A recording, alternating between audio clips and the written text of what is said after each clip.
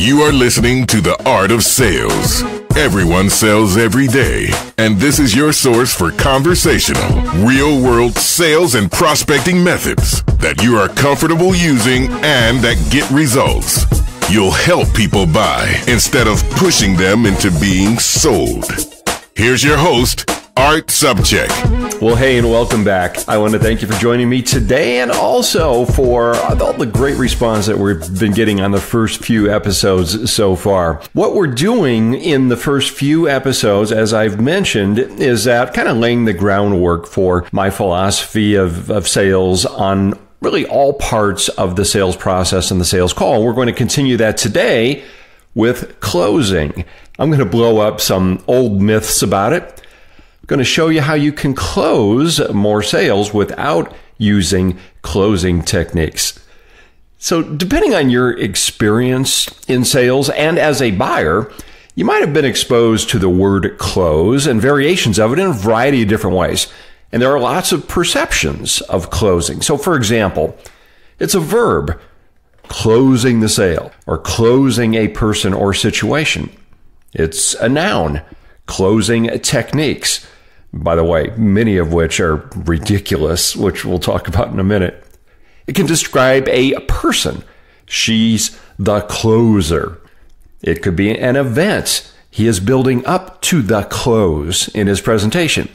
Now, of course, all of these are accurate to a degree, but the circumstances surrounding them in many cases are really screwed up. For example, whenever a prospective training client contacts me to discuss doing training for them, I always ask why they contacted me.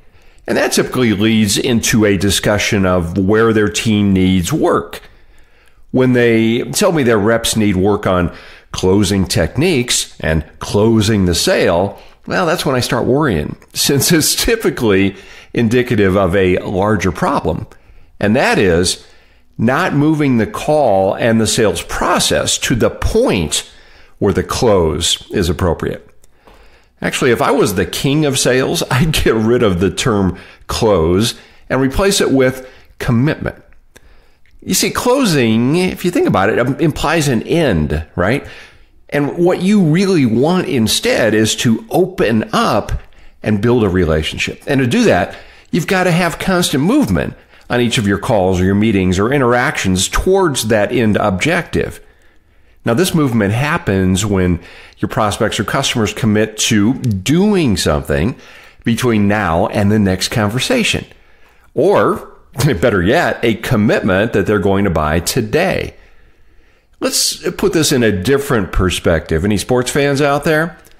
So a football team doesn't throw the long bomb every time it gets the ball at its own 20-yard line, right? A man doesn't ask a woman to marry him after one date. Neither tactic is a high percentage play. And just like on sales calls, to achieve our objective, we've got to move forward.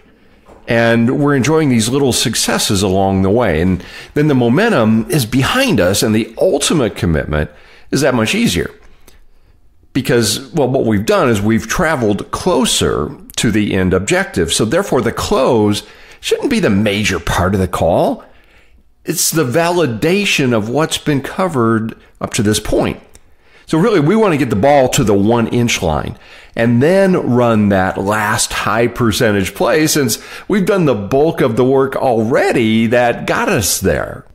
All right, let's talk about using a closing technique too early. If you do a quick search online, you're going to find lots of nonsense on closing techniques. Many of these contain the old, tired phrases that cause people to feel like they're being techniques, which everybody hates, right?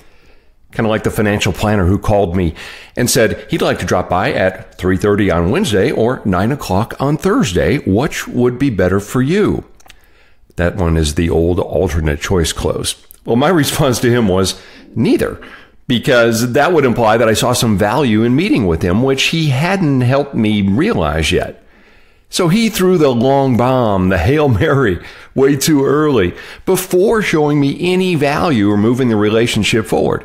So he relied on a technique and failed miserably. So I'd say forget about memorizing 20 different closing techniques and instead focus on the beginning of your calls, creating interest, asking questions, identifying needs, making the right recommendation, really moving the ball downfield. And again, go back and listen to the prior episodes of this because we've covered most of that. And we're going to continue to cover that in this entire series of shows.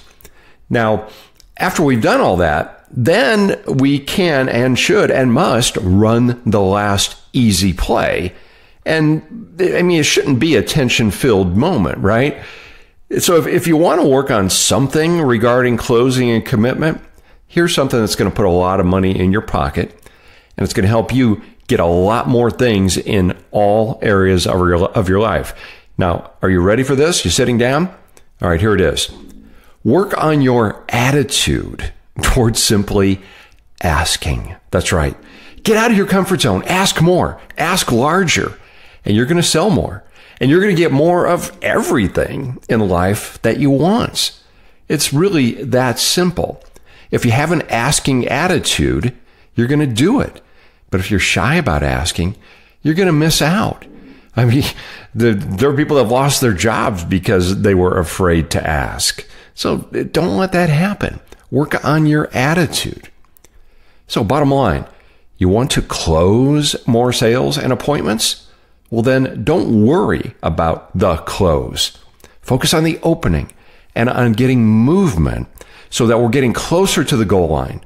And then we're going to find, or you'll find, that you don't need a technique to win. It's really just the natural result of the process. But don't forget to run that last play. And by the way, don't worry about the no's. We're going to get them. But think about this. You already had a no before you asked, didn't you? So you're no worse off. You didn't lose anything. Actually, you're better off because at least you have the satisfaction of knowing that you tried, and now you know for sure about the outcome as opposed to wondering if you could have had something that you wanted. All right, speaking of asking, that's what our quote of the day is about. Your attitude will be iron every way, you'll never feel what they say. It's the art of the sales quote of the day. That's right. Today's quote comes from Celine DaCosta, who's a life design and story coach. And she says, I don't regret what I didn't get in life, but rather what I was too afraid to ask for. Wow. One more time. I don't regret what I didn't get in life, but rather what I was too afraid to ask for. So don't be afraid to ask for what you want. Just go out and do it, right? Speaking of asking, let me ask you, if you're getting value from these shows, please do share it on your social networks. Send an email to colleagues. Send them to theartofsales.com, theartofsales.com. And also be sure to subscribe and leave your email there so that you can be notified of future episodes. Until next time, go out and make it your best sales day ever. Thanks for listening. I'm Art Subcheck.